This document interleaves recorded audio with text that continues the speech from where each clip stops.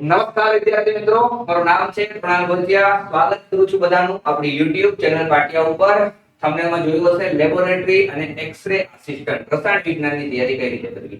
દરેક વિદ્યાર્થીઓએ આનો સિલેબસ જોઈ લીધો હશે. બંને એક્ઝામ બંને અલગ અલગ પોસ્ટ છે. 140 જગ્યા લેબોરેટરીમાં છે, એક્સ-રે માં 145 અને એક્સ-રે માં 40 જગ્યા છે. એટલે 185 જગ્યા છે. બંનેની એક્ઝામ અલગ અલગ થશે. બહુ સારી એવી જગ્યા કહેવાય. 12 સાયન્સ વાળા મોટા ભાગના વિદ્યાર્થીઓ ફોર્મ ભરવાના છે.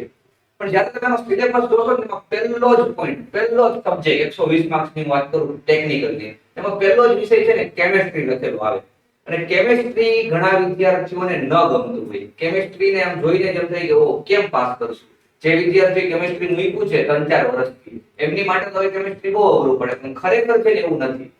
પ્રોપર વેમાં ભણો, તમને આઈડિયા હોય કે કેવા પ્રશ્નો આવવાના છે. આખું કેમેસ્ટ્રી તો આપણે ભણવાનું નથી. એની માટે આપણે બે જ લોન્ચ કરી છે કે ભાઈ આપણો 12મા ધોરણનું કેમેસ્ટ્રી છે જે સિલેબસ એમાંથી કેટલું ભણવું, તે તમામ માહિતી છે રસાયણ વિજ્ઞાન વિશે, કેમેસ્ટ્રી વિશે છે એ આપણે આપવાની છે. એટલા માટે જ આપણે વિડિયોમાં મળ્યા છીએ. શું સિલેબસ છે કેમેસ્ટ્રીનો એ પણ જોશું. હું નથી ભણાવવાનો કેમેસ્ટ્રી, બિલકુલ ટેન્શન નહીં લેતા. જનક સર છે, જનક સોલંકી સર, જે કેમેસ્ટ્રી તમને સાત બેચ જે આપણે લોન્ચ કરી છે એમાં ભણાવવાના છીએ. હું સાહેબની વાત કરું તો સાહેબને 8 જેટલા વર્ષનો અનુભવ છે. છેલ્લા 8 વર્ષથી કેમેસ્ટ્રી ભણાવે છે. એમને જેડબલઈ એડવાન્સ લેવલનું કેમેસ્ટ્રી પણ ભણાવેલું છે. અને હવે આપણી લેબોરેટરી આસિસ્ટન્ટની જે બેચ છે ને એમાં પણ કેમેસ્ટ્રી ભણાવવાના છે.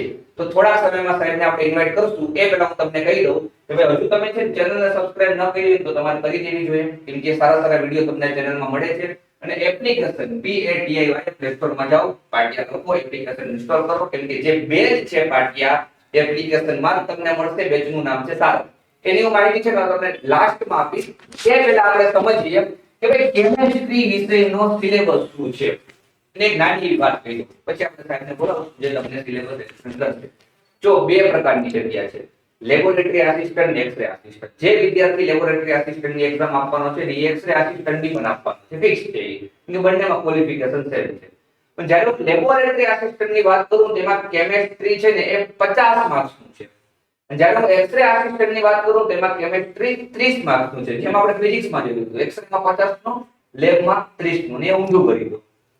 તો અહીંયા લેબોરેટરીમાં કેમેસ્ટ્રી 50 નું અને એક્સ-રેમાં કેમેસ્ટ્રી 30 નું. એટલે હવે કહું છું કે કેમેસ્ટ્રી પણ એક એવો વિષય છે કે જેને આપણે બિલકુલ સ્કીપ કરવાનું વિચારી ન શકીએ, કરવું જ પડે. અને કેવું કરવાનું છે, કઈ રીતે કરવાનું છે એ અમે તમને બતાવવાના છીએ. સાહેબ તમને બતાવવાના છીએ. તો હવે આપણે સાહેબને ઇન્વાઇટ કરશું. સાહેબ આવી જાઓ, છોકરાઓને સમજાવો કે ભાઈ કેમેસ્ટ્રીમાં આપણે શું સિલેબસ છે અને કેવા કેવા ચેપ્ટરો છે ને આપણે બેચમાં સેટ કઈ રીતે એને ભણશું. ચાલો, તો ખાસ જો સમજો કે કેટલું ભણવાનું છે. બિલકુલ કેમેસ્ટ્રી થી ડરવાનું નથી. સાહેબ એકદમ મસ્ત કેમેસ્ટ્રી ભણાવે છે. તો જો પહેલા સિલેબસ આપણે સમજી લઈએ. ઓકે, ચાલો, થેન્ક યુ. નમસ્કાર વિદ્યાર્થી મિત્રો, આપણી પાટિયા યુટ્યુબ ચેનલની અંદર આપનું હાર્દિક સ્વાગત છે. જેવી રીતે સરે આપને સંપૂર્ણપણે વાત કરી છે કે જે જનક સર છે તેમને પોતાને 8 વર્ષનો એક્સપિરિયન્સ છે. તો 8 વર્ષના એક્સપિરિયન્સને કેવી રીતે નિચોડ કરી આપણે આખી સારથ બેચની અંદર જે કેમેસ્ટ્રી ભણવાનું છે, ચેપ્ટર 1 થી લઈને ચેપ્ટર 10 સુધીની સંપૂર્ણ માહિતી છે તમને મારે જ આપવાની છે. અને આ માહિતીની અંદર આપણે એવું જોવાનું છે કે કેમિસ્ટ્રીની અંદર કયા પોઈન્ટ્સ આપણે શીખવાના છે અને આ પોઈન્ટના MCQ જૂના વર્ષમાં કેવી રીતે પૂછાયેલા છે, આપણી એક્ઝામની અંદર કેવી રીતે એમના આવવાના ચાન્સ છે અને આ MCQને બને તે રીતે કેવી રીતે સરળતાથી આપણે સોલ્વ કરી શકીએ તેના વિશેની સંપૂર્ણ માહિતી આજના વિડીયો લેક્ચરની અંદર છે. વધારે સમય ન બગાડતા આપણે સીધા જ ટોપિક ઉપર જતા રહીએ. તો ટોપિકની અંદર આપણને જે આપણું પહેલું જ ચેપ્ટર છે તે લખેલું છે દ્રાવણ. હવે જૂના વર્ષના જો તમે કદાચ પેપર જોયા હોય ને વિદ્યાર્થી મિત્રો, તો તેમની અંદરથી હું તમને માહિતી આપું કે મેક્સિમમ નંબર ઓફ ક્વેશ્ચન જો કોઈ ચેપ્ટરની અંદરથી પૂછાણા હોય ને તો એ આ દ્રાવણ ચેપ્ટર છે.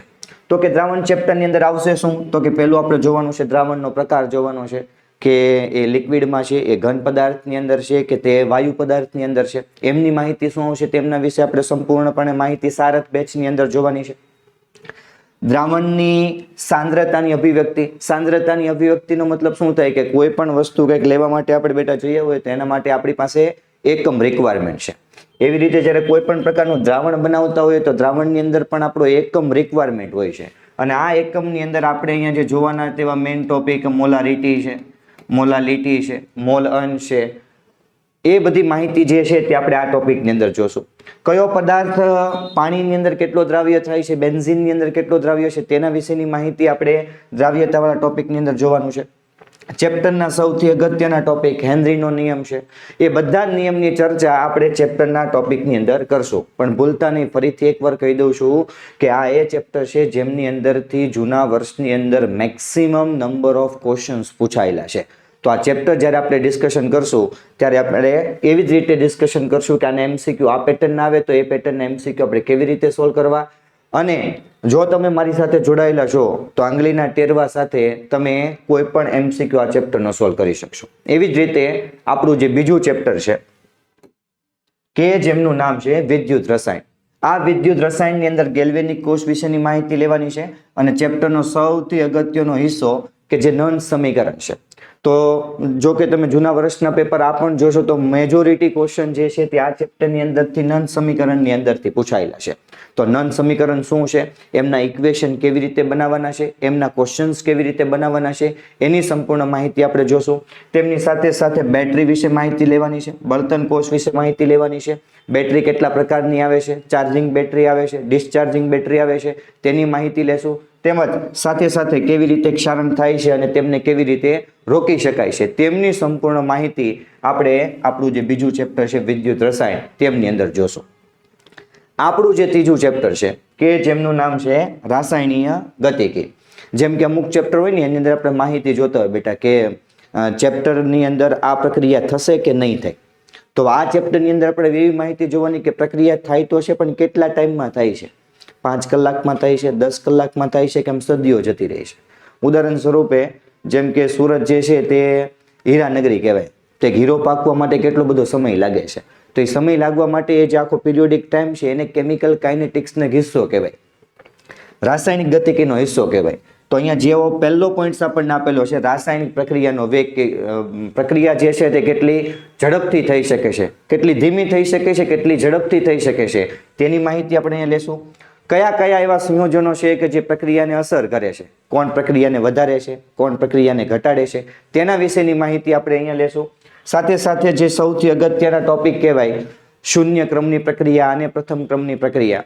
જો કે અહીંયા આપણે જનરલી 11-12 આપણે ભણતા હોઈએ ત્યારે એમનું ડેરિવેશન સાથે શીખતા હોઈએ છીએ, પણ અહીંયા તો આપણે ડેરિવેશનનું કોઈ કામ જ નથી. આપણે એમસીક્યુ બેઝ ઉપર જવાનું છે. તો એમસીક્યુની અંદર આપણે પ્રથમ ક્રમ અને શૂન્ય ક્રમ કેવી રીતે થાય છે તેમની માહિતી લેશું.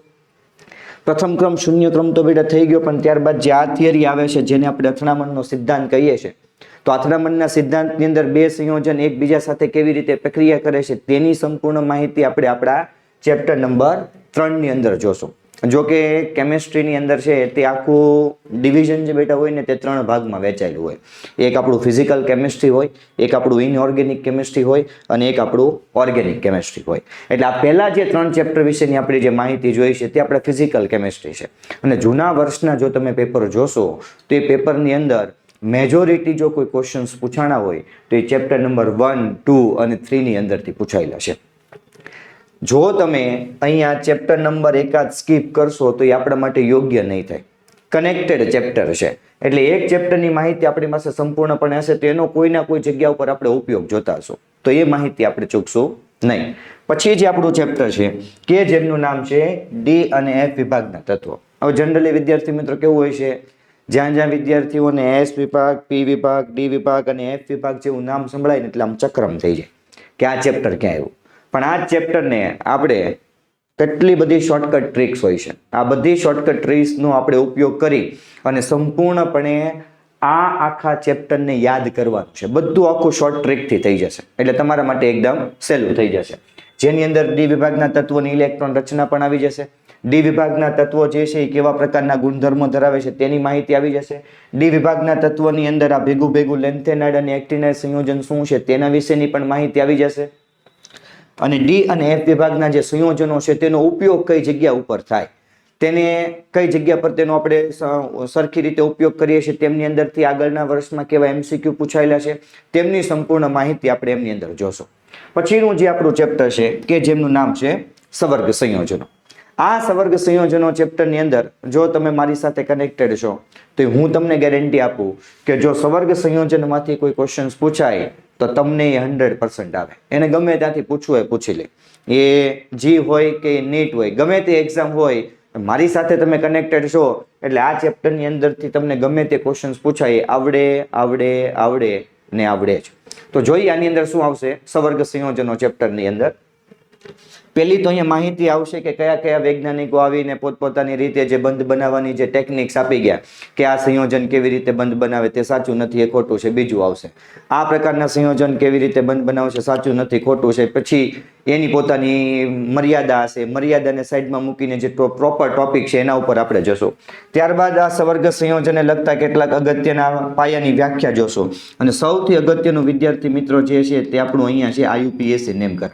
આ ચેપ્ટરના IUPAC નેમ જે છે તે ઓર્ગેનિક કેમિસ્ટ્રીમાં જે IUPAC નેમ આવે છે એમનાથી થોડા અલગ હોય છે. એટલે એવું સમજીને ચાલો કે આ સવર્ગ સંયોજન આપણું જે ચેપ્ટર છે એ અકાર્બનિક રસાયણ વિજ્ઞાનનું ઓર્ગેનિક કેમિસ્ટ્રી છે.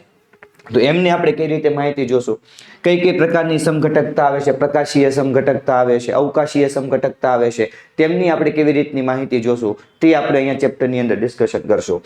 અને બધી જ જગ્યા ઉપર આ ધાતુ કાર્બોનિલ સંયોજન કેવી રીતે જોડાય છે, બંધ કેવી રીતે બને છે, ફાઇનલ થિયરી કઈ છે, કયા કયા વૈજ્ઞાનિક આપી ગયા છે, આગળના કયા વૈજ્ઞાનિકે આપણને સંપૂર્ણપણે સાચી માહિતી આપી છે, તેમજ અને આ બધી જગ્યા પર તેનો ઉપયોગ થાય કેવી રીતે.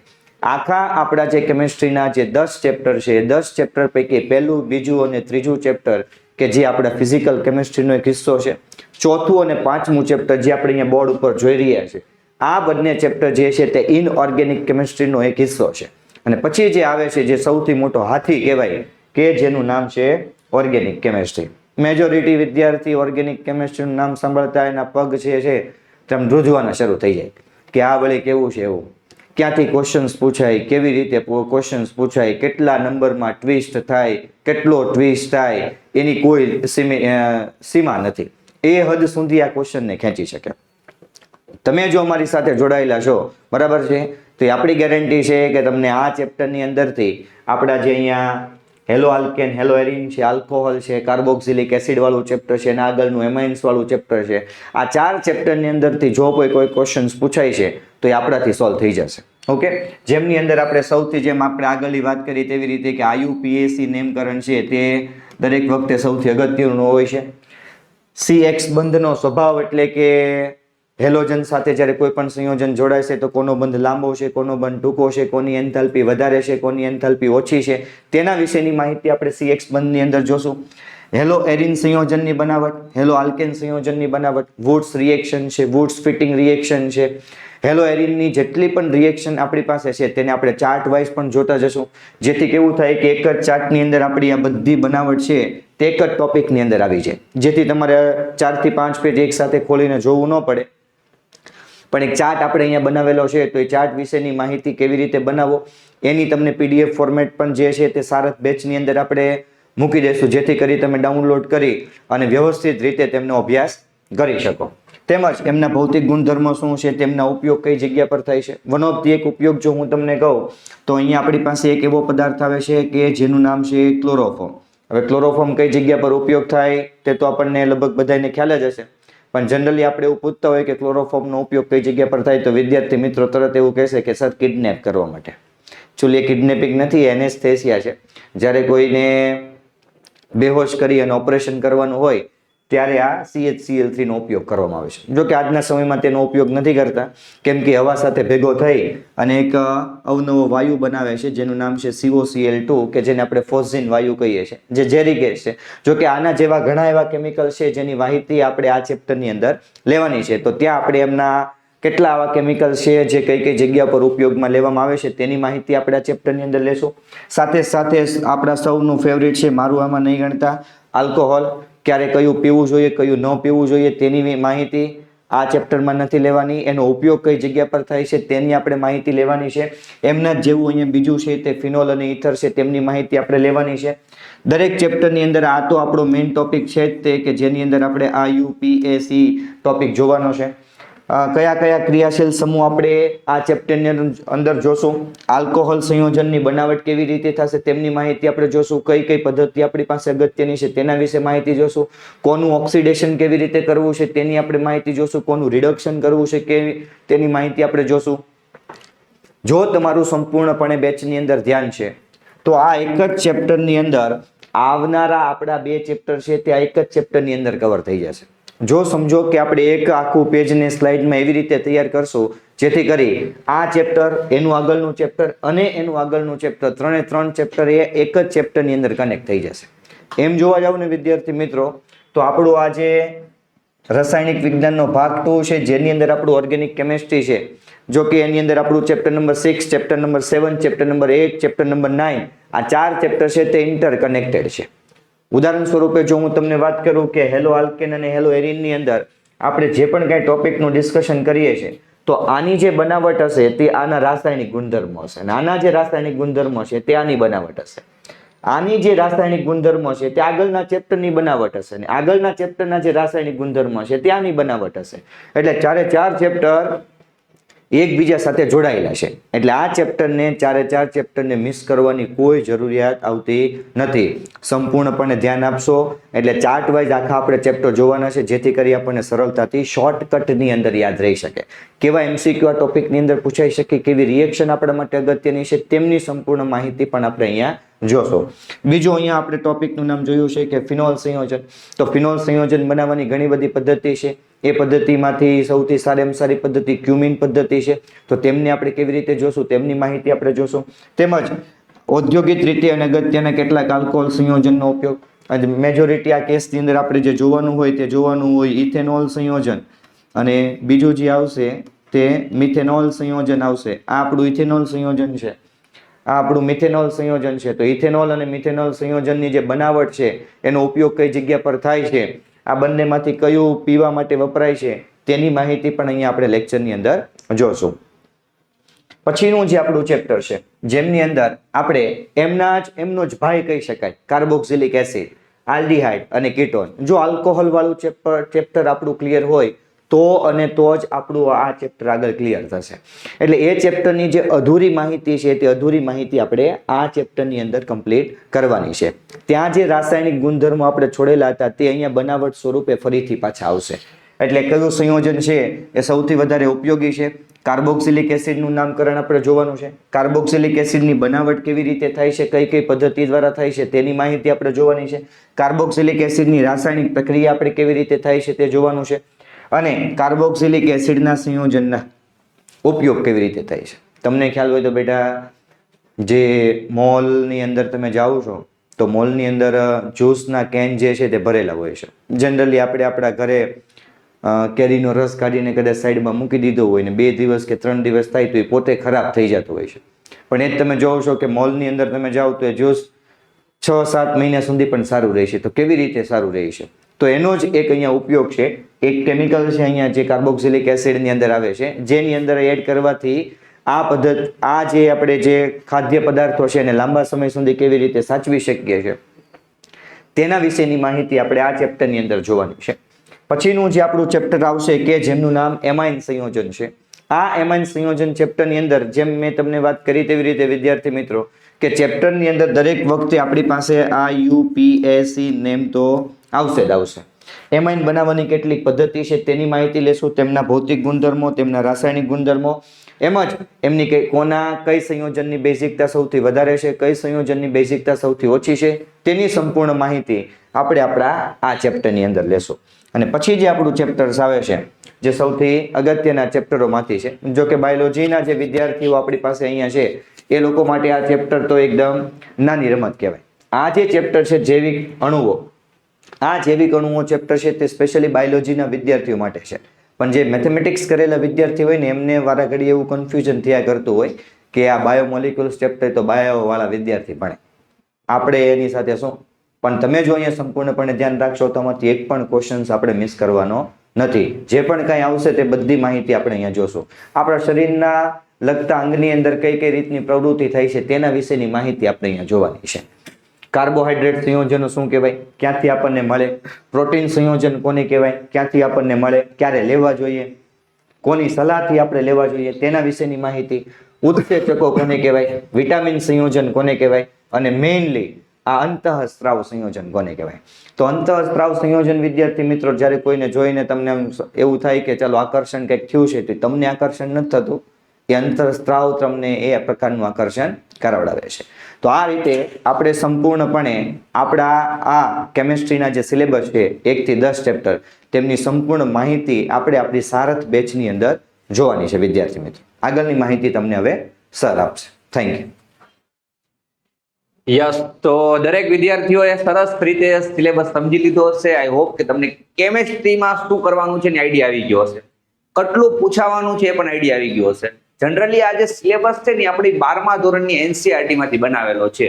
હવે આપણે આખું 12મું ધોરણ છે ને ભણવાનું થાય આમ જોવા જાય ને તો, અને એ છે ને પ્રેક્ટિકલ વિચારીએ ને તો પોસિબલ નથી. પ્રેક્ટિકલી વિચારીએ તો 2 મહિનામાં 12 મહિનાનો સિલેબસ કેમ પૂરો કરવો, પણ એનો એક રસ્તો છે કેમ પૂરો કરવો. તેની માટે તમારે લેવાની છે આપણી બેચ, જેનું નામ રાખ્યું છે આપણે સારથ બેચ, જેમાં તમને કમ્પ્લીટ સિલેબસ પૂરો કરાવી દેશું. કમ્પ્લીટ એક્ઝામ પહેલા કેમેસ્ટ્રી હોય, ફિઝિક્સ હોય કે બાયોલોજી હોય. ફીસ તમે જોઈ શકતા છો 3,999 રૂપિયા. બહુ રિઝનેબલ ફીસ રાખી છે દરેક વિદ્યાર્થીઓનું વિચારીને કે ભાઈ મેક્સિમમ વિદ્યાર્થીઓ આપણી સાથે જોડાય. અને હજુ એક તમને ઓપ્શન આપ્યો છે કે જે વિદ્યાર્થીઓને માત્ર ને માત્ર 120 માર્ક્સનું ભણવું છે, ફિઝિક્સ, કેમેસ્ટ્રી, બાયો, ઇંગ્લિશ, તો એમની માટે આપણે ફીસ રાખી છે 2,999. આમાં માત્ર 120 માર્ક્સના જે 4 વિષયો છે ને એ જ આવશે. તો આ બધી જ ડિસ્કશન બેચની આપણે ઓલરેડી એક અલગ વિડીયોમાં કરી છે. વિડીયો તમે જોઈ શકો છો, આ જ યુટ્યુબ ચેનલમાં તમને મળી જશે. અને એપ્લિકેશન મેં એક વખત તમને કહી દઉં કે ભાઈ એપ્લિકેશન ઇન્સ્ટોલ કરશો, લોગિન કરશો એટલે તમારી સામે કંઈક આવું પેજ આવે, એમાં લાઈવ કોર્સમાં જવાનું, ત્યાં બંને બેચ તમને મળી જશે, સારથ અને સારથ 2.0. એક 120 માર્ક્સની છે જેમાં 2,999 પ્રાઇસ છે, એ પણ તમે લઈ શકો છો જેમને માત્ર ને માત્ર 4 વિષય જોતા હોય. અને બાકી એક 3,999 રૂપિયામાં તમે બધું જ પાર્ટ એ અને પાર્ટ બી ની સંપૂર્ણ તૈયારી પણ કરી શકો છો. બાકી ટેલિગ્રામમાં જોડાઈ જાજો, ઇન્સ્ટાગ્રામમાં જોડાઈ જાજો, અને કંઈ પણ ડાઉટ્સ હજુ હોય કેમેસ્ટ્રીને લગતો તો તમે આ નંબર ઉપર વોટ્સએપ મેસેજ કરી શકો છો. કાંઈક તમને એવું પૂછવું હોય કે સાહેબ કેમેસ્ટ્રીમાં આ પ્રશ્ન છે તો તમે અથવા તો કોમેન્ટમાં પૂછી લો અથવા તો વોટ્સએપ મેસેજમાં પૂછી શકો છો. તો અહીંયા આપણે વિડીયો એન્ડ કરીએ છીએ. આઈ હોપ કે તમને સરસ રીતના સમજાઈ ગયું હશે. મળશું હવે નવા વિડીયો સાથે. Thank you so much.